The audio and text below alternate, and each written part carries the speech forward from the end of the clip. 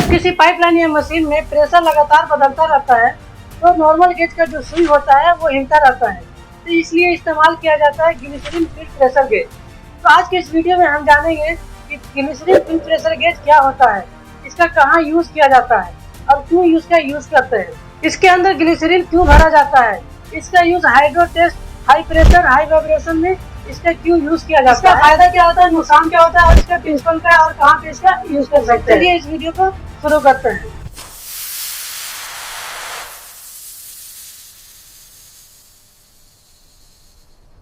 इस pressure gauge के अंदर में ग्लिसरीन लिक्विड भरा होता है। ग्लिसरीन लिक्विड एक थिक लिक्विड होता है, ये वाइब्रेशन और शॉक को ऑब्जर्व करता है। इस गेज का वर्किंग प्रिंसिपल होता है, जब प्रेशर इसका आता है तो बॉटम ट्यूब मूव करता है, अब बॉटम ट्यूब जब मूव करता है लेकिन ग्लिसरीन लिक्विड नीडल को स्मूथ बना देता है, जिससे रीडिंग इसका स्टेबल होता है। ग्लिसरीन गेज के फायदे क्या होता है, अब मैं आपको इसमें बताता हूँ ग्लिसरीन गेज के फायदे।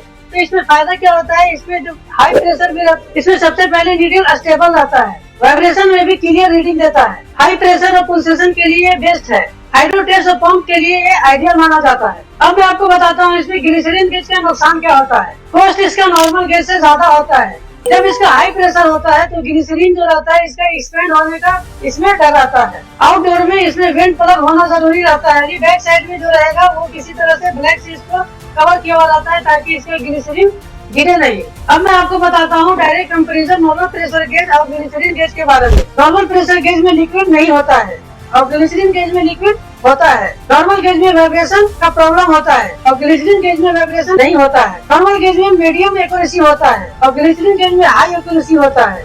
नॉर्मल गेज का नीडल जो मूवमेंट होता है फास्ट एंड शेकी होता है और ग्लिसरीन गेज का जो मूवमेंट होता है वो स्मूथ होता है। नॉर्मल गेज का जो लाइफ होता है वो शॉर्ट होता है, ग्लिसरीन गेज का जो लाइफ होता है वो लॉन्ग होता है।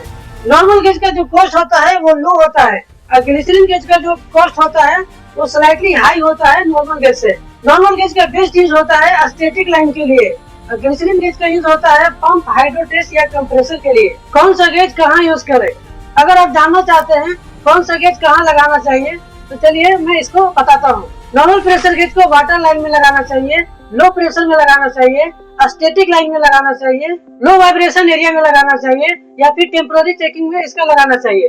अब मैं आपको बताता हूँ ग्लिसरीन फील्ड प्रेशर गेज के बारे में, इसका कहाँ यूज करना चाहिए। पंप डिस्चार्ज लाइन में इसका यूज किया जाता है, कंप्रेसर लाइन में इसका यूज किया जाता है, हाइड्रो टेस्ट में यूज किया जाता है, स्टीम लाइन में इसका यूज किया जाता है और हाई वाइब्रेशन में इसका यूज किया जाता है। अब इस गेज के सेफ्टी के बारे में जान लीजिए, इसका सेफ्टी होता क्या है। इन दोनों का सेफ्टी रखना बहुत जरूरी होता है। गेज रेंज हमेशा वर्किंग प्रेशर से ज्यादा रखे। हाइड्रो टेस्ट में हमेशा ग्लिसरीन गेज का ही यूज करे। कैलिब्रेशन डेट हमेशा चेक करे, इंस्टॉल करने से पहले आप सबसे पहले कैलिब्रेशन डेट आप चेक कर ले। डैमेज गेज का यूज कभी ना करें, डायरेक्ट शॉक या वाइब्रेशन से गेज को बचाना बहुत जरूरी होता है। साइट पे सही गेज का सिलेक्शन करना बहुत जरूरी होता है।